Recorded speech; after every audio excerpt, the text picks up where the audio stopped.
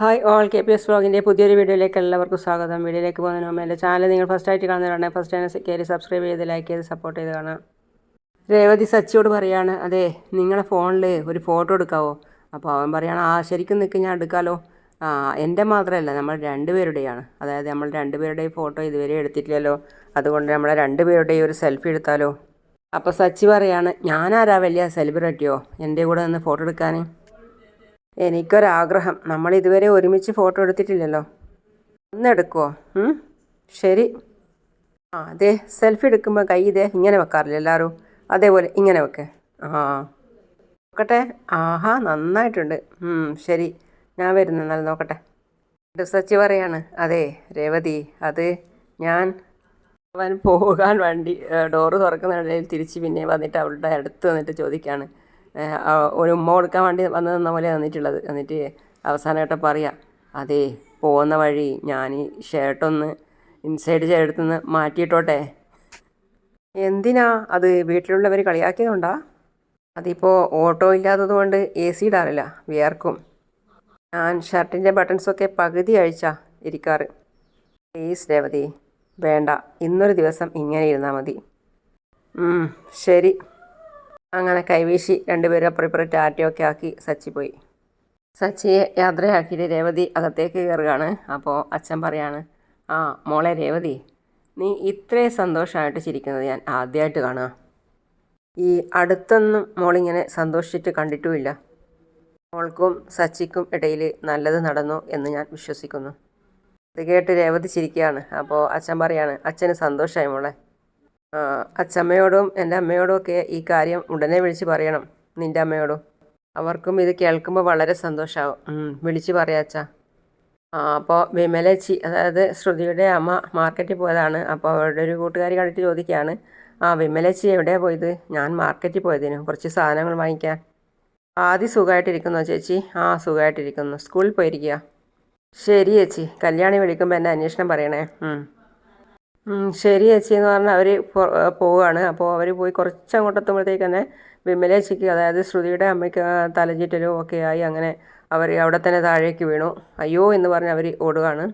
അവരോടി വന്നിട്ട് പറയാണ്, ചേച്ചി ചേച്ചി എന്ത് പറ്റി ചേച്ചി? ചേച്ചി കണ്ണ് തുറക്കി ചേച്ചി, എന്ത് പറ്റി ചേച്ചി? അപ്പോഴേക്കും നാട്ടുകാരൊക്കെ ഓടിക്കൂടി. എന്നിട്ട് പറയാണ്, എന്ത് പറ്റി ചേച്ചിക്ക്? അപ്പോൾ അവർ പറയാണ്, എന്ത് പറ്റിയെന്നറിയില്ല, തലചുറ്റി വീണതാന്ന് തോന്നും, എന്താ പറ്റിയെന്നറിയില്ല. ചേച്ചി കണ്ണ് തുറക്കി ചേച്ചി.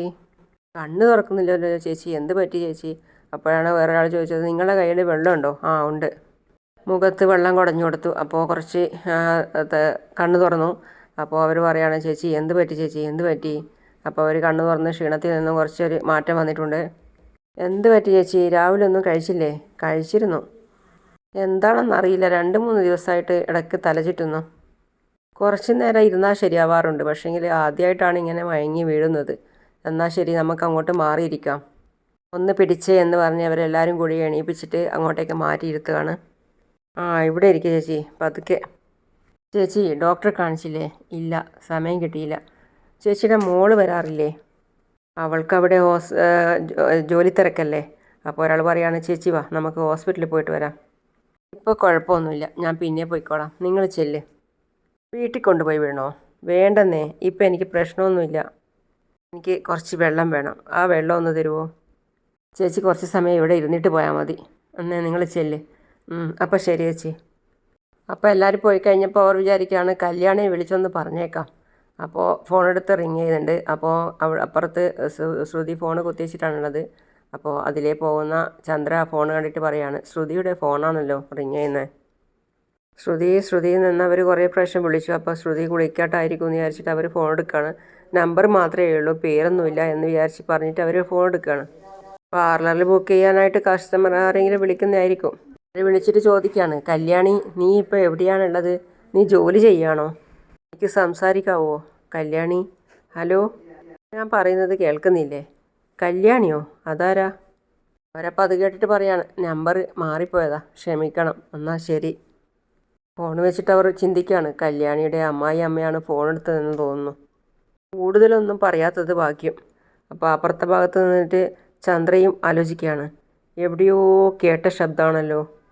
സച്ചി പിന്നെ കാറൊക്കെ ഷെഡിലിട്ടിട്ട് അവിടെ അതിൻ്റെ അടുത്ത് ഇരുന്നിട്ട് ഇങ്ങനെ തപസ്സിരുന്നത് പോലെ ഇരുന്നിട്ട് ഓരോന്നൊക്കെ മനസ്സിൽ ചിന്തിക്കുകയാണ്. അപ്പോൾ അവൻ്റെ കൂട്ടുകാരൊക്കെ പറയാണ്, എന്താ ഇവൻ ഇങ്ങനെ കളിക്കുന്നത്, ഇവനെന്താ ആലോചിക്കുന്നത്, ഇവൻ തപസ്സിരിക്കുകയാണോ?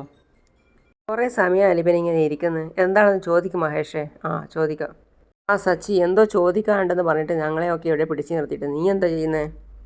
നീ എന്താ ആകാശം നോക്കിയിരിക്കുന്നത്? അത് ഒരു കാര്യം ചോദിക്കാനുണ്ട്. നീ വീണ്ടും അത് തന്നെയാണ് പറയുന്നത്. എന്താ നിനക്ക് ചോദിക്കാനുള്ളത്? പറഞ്ഞു തുലക്ക്. അത് അത് അത് പിന്നെ നീ വിഷയത്തിലേക്ക് വാ സച്ചി. അത് വിഷയം എന്താണെന്ന് വെച്ചാൽ അത് നീ ഒന്ന് പോടാ, നമ്മൾ പോന്നാ. എടാ പോലെ പോലെ പോലെ മഹേഷേ പോവല്ല. എടാ ഞാൻ പറയുന്നൊന്ന് കേൾക്ക്. അതിന് നീ ഒന്നും പറയുന്നില്ലല്ലോ.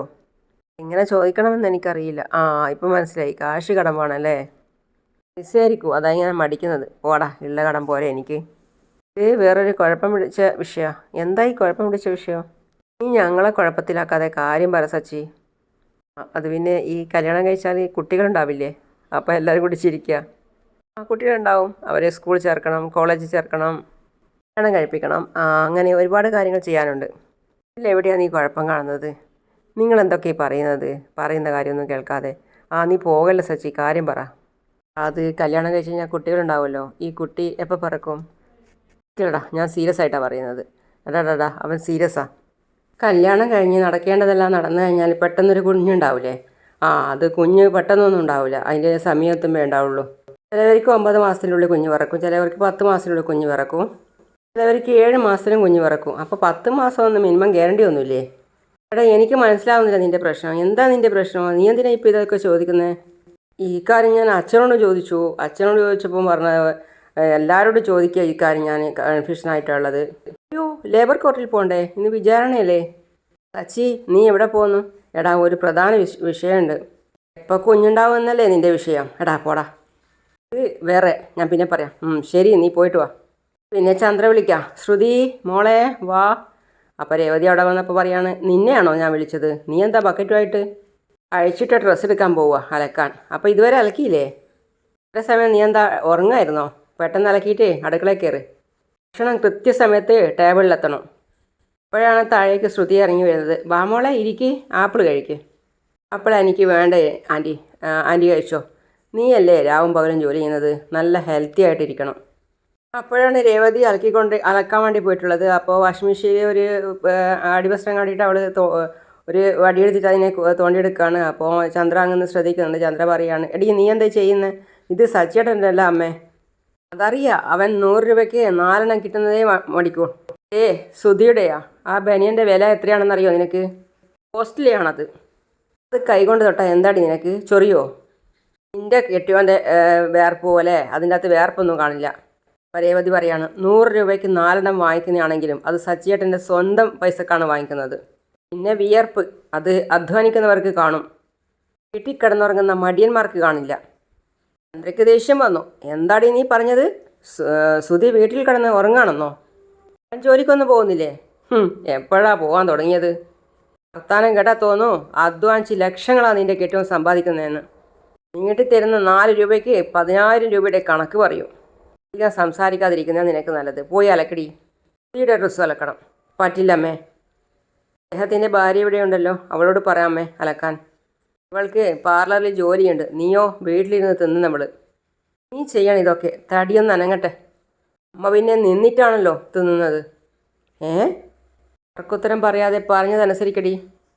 ഞാൻ അച്ഛൻ്റെ അമ്മയുടെയും സച്ചിയേട്ടൻ്റെയും ശ്രീയുടെയും ഡ്രസ്സ് മാത്രമേ അലക്കുള്ളൂ. ഇവളുടെയും ഇവളുടെ ഹസ്ബൻഡിൻ്റെയും ഡ്രസ്സ് അലക്കാൻ എനിക്ക് പറ്റില്ല അമ്മേ. ഇവൾക്ക് ജോലി ചെയ്യാൻ പാടില്ല എന്നാണെങ്കിൽ അമ്മ അലക്കി കൊടുക്ക്. തടിയൊന്ന് അനങ്ങട്ടെ. എന്താടി നീ പറയുന്നത് അഹങ്കാരി? അപ്പോൾ കേസിന് വേണ്ടിയിട്ട് അച്ഛൻ വന്നിട്ടാണുള്ളത് കോടതിയിൽ. അപ്പോൾ ജഡ്ജി പറയാണ്, പറയും നിങ്ങൾക്ക് എന്താണ് പറയാനുള്ളത്? എത്രയോ തവണ ഇദ്ദേഹത്തിൻ്റെ വീട്ടിൽ പോയി കെഞ്ചി പറഞ്ഞിട്ടും അദ്ദേഹം പെൻഷൻ പാസ്സാക്കിയില്ല. അത് തടഞ്ഞു വെച്ചു. ഞാൻ ഇദ്ദേഹത്തോട് കടം ചോദിച്ചതല്ലല്ലോ സാർ, എനിക്ക് അർഹതപ്പെട്ടതല്ലേ ചോദിച്ചത്, അതെൻ്റെ അവകാശമല്ലേ. ഒരു കാരണവും ഇല്ലാതെയാണ് സാർ ഇദ്ദേഹം എൻ്റെ പെൻഷൻ തടഞ്ഞു വെച്ചത്. സർവീസ് കാലത്ത് ഒരു ദിവസം പോലും ഞാൻ ലീവ് എടുത്തിട്ടില്ല. എന്നെക്കുറിച്ചൊരു പരാതിയും ഉണ്ടായിട്ടില്ല. എന്നിട്ടും ഇദ്ദേഹം എൻ്റെ പെൻഷൻ പാസ്സാക്കാതെ തടഞ്ഞു വെച്ചു. കാരണമുണ്ട് സാർ, നിയമപരമായിട്ടാണ് ഞാൻ. ജഡ്ജി പറയാണ്, ഇദ്ദേഹം പറയട്ടെ, നിങ്ങളോട് ചോദിക്കും അപ്പോൾ പറഞ്ഞാൽ മതി. സോറി സാർ, നിങ്ങൾ പറയൂ. ഇത്രയും നാൾ സത്യസന്ധതയോടെ ആത്മാർത്ഥതയോടു കൂടിയാണ് ഞാൻ ജോലി ചെയ്തത് സാർ. റിട്ടയർമെൻറ്റ് നിന്നില്ലെങ്കിൽ ഞാൻ എൻ്റെ ജീവൻ പോകുന്നത് വരെ ബസ് ഓടിച്ചേനെ. ഞാൻ എൻ്റെ ഡിപ്പാർട്ട്മെൻറ്റിനെ, എൻ്റെ തൊഴിലിനെ അത്രമാത്രം സ്നേഹിച്ചിരുന്നു. ഒരു തെറ്റും ഞാൻ ചെയ്തിട്ടില്ല സാർ. എന്നിട്ടും ഇദ്ദേഹം എന്തിനാണ് എന്നോട് ഇങ്ങനെ കാണിച്ചേ? എനിക്ക് കുറേ കടമുണ്ട് സാർ. പെൻഷൻ പാസ്സായി കിട്ടിക്കഴിഞ്ഞാൽ അതൊക്കെ വീട്ടാമായിരുന്നു. എന്തിനാണ് ഇദ്ദേഹം നിങ്ങളുടെ പെൻഷൻ കാശ് തടഞ്ഞു വെച്ചത്? കാരണം ഞാൻ പറയാം സാർ. നിങ്ങളോടല്ലേ പറഞ്ഞത് മിണ്ടാതിരിക്കാൻ? നിങ്ങൾ പറയൂ. എൻ്റെ റിട്ടയർമെൻറ്റ് ഫംഗ്ഷനിൽ വെച്ച് ഇദ്ദേഹം എന്നെ അപമാനിച്ച് സംസാരിച്ചു. അത് കേട്ടപ്പോൾ ദേഷ്യം വന്ന എൻ്റെ രണ്ടാമത്തെ മകൻ ഇദ്ദേഹത്തിൻ്റെ ഷർട്ടിൽ കയറി പിടിച്ചു. അതിന് ഇദ്ദേഹത്തിൻ്റെ വീട്ടിൽ പോയി വരെ ഞാൻ ക്ഷമ ചോദിച്ചതാ. അന്നേരം ഇദ്ദേഹം എൻ്റെ വാക്ക് കേട്ടില്ല. എല്ലാം മനസ്സിൽ വെച്ചിട്ട് അദ്ദേഹം എന്നോട് പ്രതികാരം ചെയ്യുകയായിരുന്നു. അപ്പോഴാണ് ഓടി വന്നിട്ട് സച്ചി വിളിക്കുന്നത്, അച്ഛാ സോറി അച്ഛാ, അച്ഛാ സോറി അച്ഛാ, ഞാൻ വൈകിപ്പോയി.